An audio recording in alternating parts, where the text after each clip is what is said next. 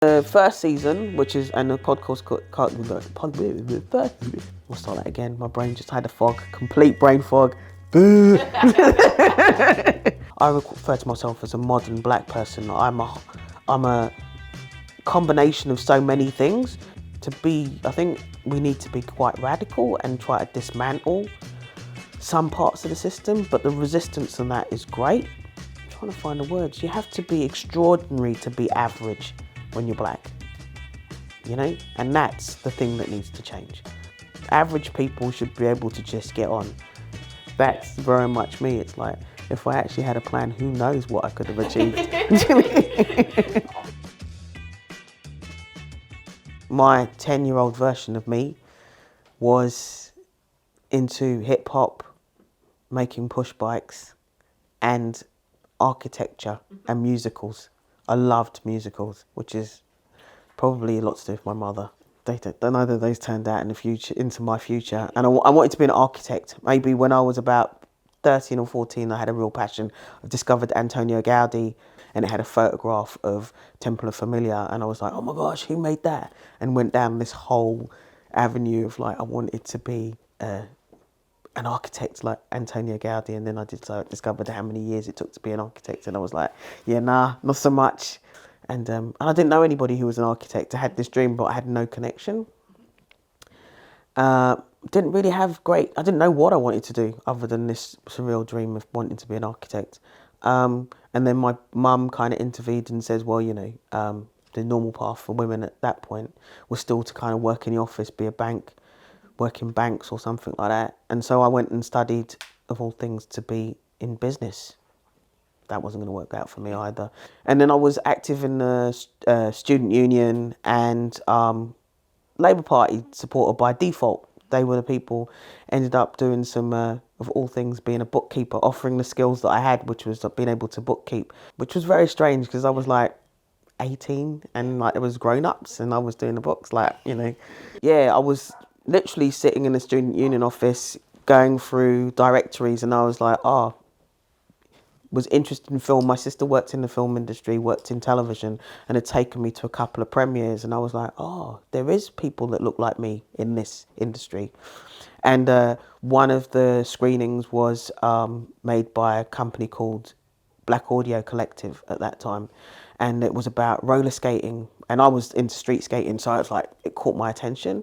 And I basically cold called them and Sankofa. And Sankofa at the time said to me, yeah, come in and have an interview. They were looking for a runner. And that was my into the industry. And then they ran a workshop and I attended the workshop, learned how to use some equipment. We made a short film. From there, they basically, Ronald Bailey and Nadine Marsh-Edwards basically enabled me to have the rest of my career, my life, with their guidance and help. I had like a bucket list. I wanted to work on a movie, I wanted to work on a commercial, I wanted to do a pop promo. In my naivety, I wanted to win an Oscar. I didn't understand politics of how that actually happens. And I was really fortunate in that first 4 or 5 years, I did all of those things and I was like, what do you do now? And I was like, post-production again, another opportunity happened. And I saw what happens in post-production and I was like, yeah, this is really me. There's like gadgets and there's a certain amount of freedom. Fast forward 30 years later, I'm back working with open reel machines. But at the Māori and Pacific, the great thing is transferring these old analog machine recordings to digital so that they're more accessible, I suppose the word is. They're more accessible, and making sure that people in the wider community are aware that the archive exists and that they can access it. I live in hope for change, because if you don't live in hope for change, then what's the point? You know, you want to see some change. My demands have changed over time. It's always been about taking space. Now it's more equitable space. I don't want me to be I can only represent me. To ask me to represent a greater diaspora is too much. So by me being there, it's building a more equitable space for more inclusion. And again, I hate that word inclusion because it shouldn't be a case of being included. That should be how it is. So like 20, 30 years ago when I started running clubs, it was that fact of I didn't have that language. I just knew something wasn't right. And the fact that me and a group of friends didn't have space in a commercial ideal with all those protections like bathrooms and staffing. We were doing clubs, or what was then called house parties, because that was the only space that we could get. And literally, as soon as people thought that they could make money off what we were doing, then we became included, and then they called us representation, when it was really, we just wanted equity. We could prove that we could have a Saturday night and be as equitable as any other group of people. And my friend Mark and I Mark, myself and Patrick and Stephen started what would be called now a collective, but we didn't even know that's what we were doing, to be honest. We're like, oh, we want to run a club. Do you know? And so we got the opportunity, and we were given some space by a guy called Danny, and we ran a club on a Thursday night in Campden, which was predominantly a black gay club, you know, playing R&B and soul, which, when there's the politics of like some of that music was a bit homophobic at the time, but it still didn't mean people that were gay didn't like, you know, we enjoyed it. And creating that space. And I mean, a person said to me later on, it goes an act of, you know, party, doing that is a part of activism. And I was like, well, I wasn't even thinking that. All I was going on is I wanted to have a part, I wanted to have a space where I could dance to the music that I liked and it was safe. So, you know, that was the reason Funky Divas happened. But, you know, at that time, house parties were not technically legal in England, do you know what I mean? And then, you know, there were also gay house parties, so we were walking a tightrope, you know, and there was a history of England of racist and homophobic attacks on parties and people going back and forth from parties. So it was also putting a lot of other people in risky environments. But yeah, I mean, it's been a unplanned hopscotch kind of navigation. For me, recently, it's really difficult because I've always been me, and that's cost me. It's only now, recently, it's like suddenly it feels like after the last 30 years of being gaslighted, it's actually, people are like, yeah, that actually happened. People are recognising that behaviour was racist, or going, yeah, you may have been right. But at the time was like, no, you're being, you know, described as a aggressive black woman for actually just going calling out what is right, you know, and that to some point is not good for people. It's not good. You know, I don't know how I've managed to survive it. Maybe I was a bit crazy and this has made me sane. We just want equality, you know. I just want equality, you know. I want equality and equity, you know, and some equity in this culture, in this world now, moving forward. Do you know what I mean? Let's have those conversations, because if we have those conversations, then we can combat racism. But if we keep putting little spaces to one side, you don't deal with the bigger problem. You just deal with the moment and go, yeah, we've given you this over there. Can you go and play nicely in that part of your kindy? But we need to just go, no, we're not. I don't want a peace. I want an even playing field. Yeah. Because of recent events, Black Lives Matter, and they've always mattered. Do you know what I mean? It's not a new thing. You know, unfortunately, what happened to George is just without words, and it will haunt me. Do you know what I mean? And because it is just like watching, it's like watching somebody from your own family being killed. Do you know what I mean? It's just like, it could be, you know, he's, you know, somebody's brother, someone's nephew. There's so many connections, and it's like all of a sudden the lens is more on people who've just been trying to do it for forever, you know, and all of a sudden the lens is on them to see, why are you doing this? What, I mean, it's like, we're doing it because it needs to be done, not because this event happened. And also because the landscape's changed so much for the gay community in the last 30 years, from being illegal and not being able to get mortgages, to keeping our children, to wills, to access to medical cares, to being able to travel as a partner, to being able to be married. You know, these are all things that have happened in the last 30 years, and not everywhere. Do you know what I mean? It's something to remember. That I think people, because of the now, everybody thinks, oh, that's just, those have been rights that the gay community have had forever. But it's like, no, this is a very new thing. Do you know what I mean? This landscape's moving quite rapidly. I'm terrified that the carpet's going to move and they could disappear as rapidly. But you know, it's something that conflicts me, but at the same time I'm happy, but it also terrifies me.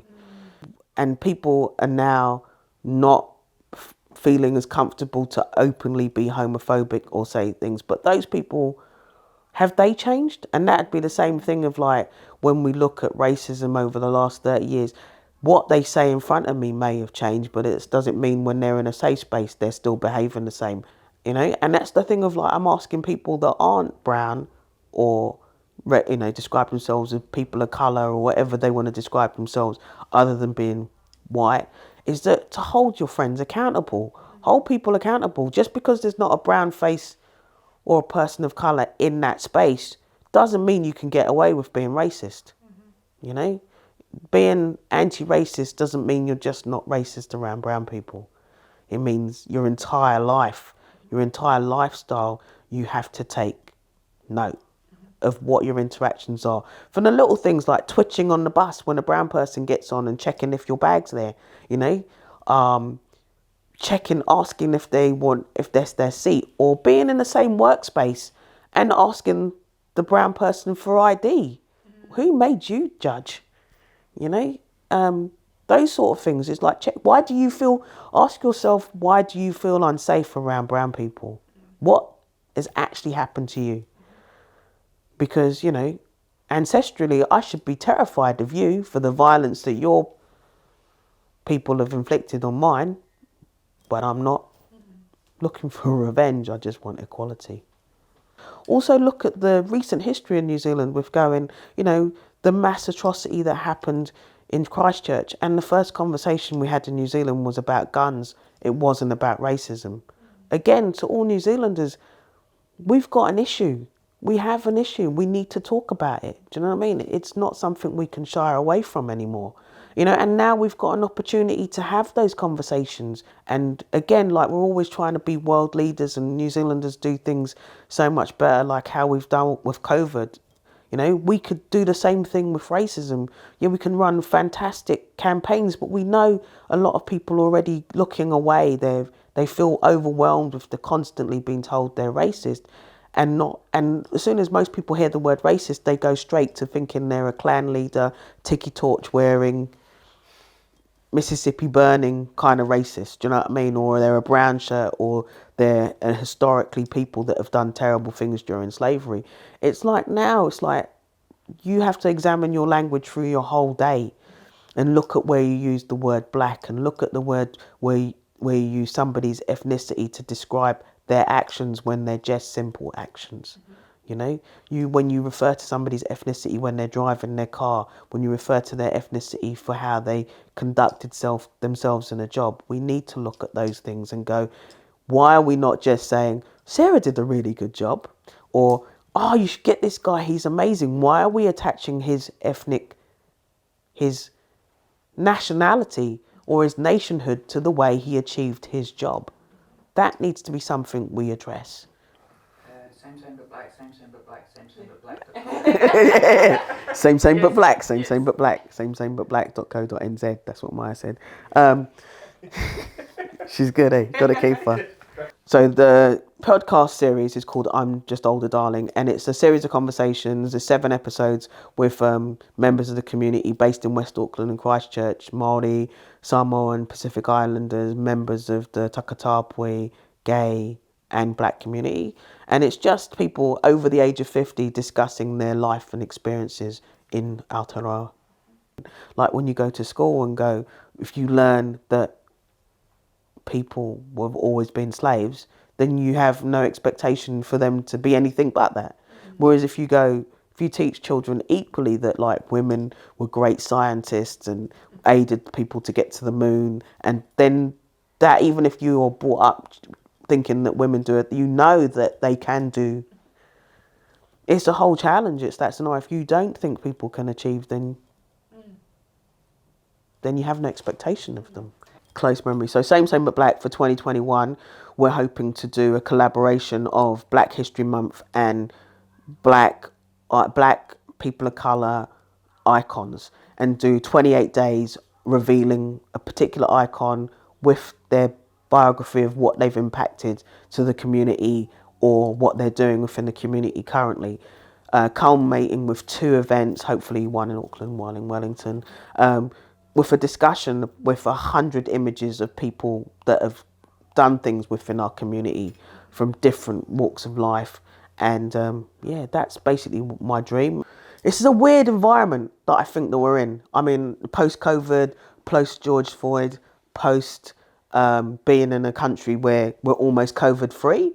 And it's an extremely strange time, given these opportunities that I'm like, it feels very, very strange for me. You know what I mean? I'm so elated for so many of my friends at the moment that they're finally getting the accolades that they deserve, but I feel incredibly humble that even I've got this opportunity. So it's kind of weird. It's like going, I'm only just trying to do me. I don't want anybody to feel that they can't do what I've done. You know, I'm severely dyslexic. I've got health conditions. I'm the last child of many. My parents were migrants to one country. I migrated again. You know, my life has been full of external hostilities, from whether it be racism, homophobia, and just people not getting the space. You know, somehow I must enjoy tests because I've experienced a career that's like not welcoming to queers, blacks, women. So either I've got some weird twisted brain thing happening where I like to experience adversity or, you know, like I said, I just want the world to be, if I had one thing, I'd like the world to be that everybody doesn't have to be extraordinary. You can just be regular. Do you know what I mean? You can cry and it doesn't mean you're weak. You can laugh and it doesn't mean you're crazy. I don't expect anybody to make a revolutionary change in their life unless they're a card member and carrier of a white supremacist organisation. I ask you directly to make a massive change in your life. But everybody else, just change a little bit. Do you know what I mean? Try to be a better person. Yeah. Did I just rant? I feel like I just ranted like some reverence.